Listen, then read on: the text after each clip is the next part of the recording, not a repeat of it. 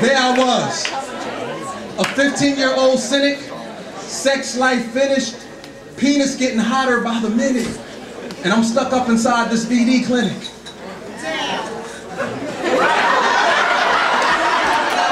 Which was conveniently situated right across the street from my high school, which means anybody could have seen me sneaking in if they just peeked out the window of my homeroom. And I was pissed that I could no longer piss, and I knew that had to get fixed because the pain made me want to slip my little 15-year-old wrist, and besides, I thought it might fall off, and you see I had grown attached to my penis. So in the morning, when I got dressed, I called up the operator, got the number for the clinic, talked to the receptionist to get the address, and was like, "You're across the street from which high school?" "Why would you be anyplace else? That's just perfect." And I really wanted to go to school that day because we had been reading Roots by Alex Haley, and I was really hoping that the teacher would tell me why in the miniseries they were only in Africa for like the first episode.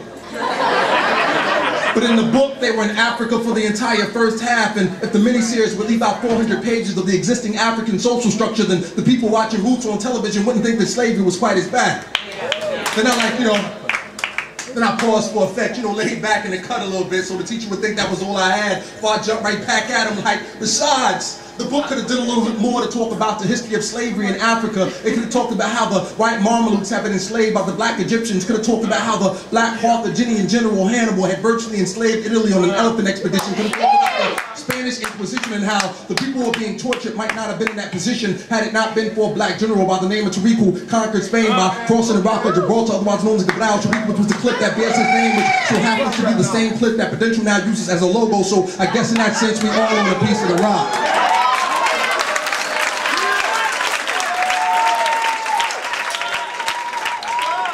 Then I looked up at the receptionist long enough for her to see me looking down at my watch because I had been there for a while, and as I looked up at her again, I noticed this thick, dark-skinned sister sitting across from me begin to smile. I'm the type of brother that likes to play around like, You? What you in here for, dear? But then I thought about it a minute. I mean, if you don't want to get BD again, then the last thing you should do is try to pick up a woman that you meet inside the BD clinic.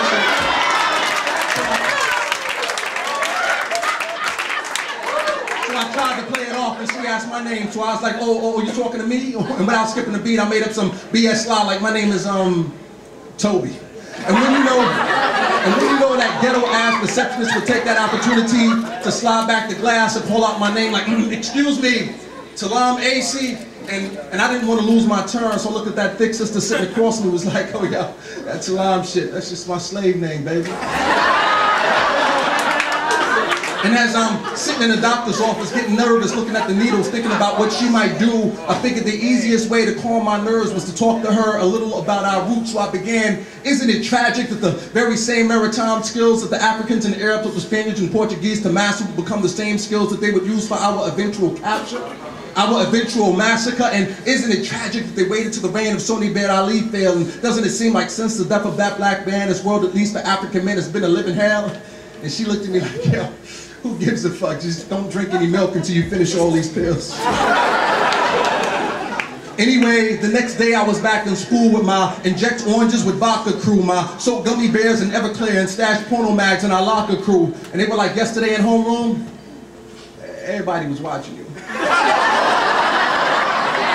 And we understand you got to do what you got to do, but what we don't understand, when you found out that that clinic was right across the street, why didn't you take your 5-alarm having ass to the hospital?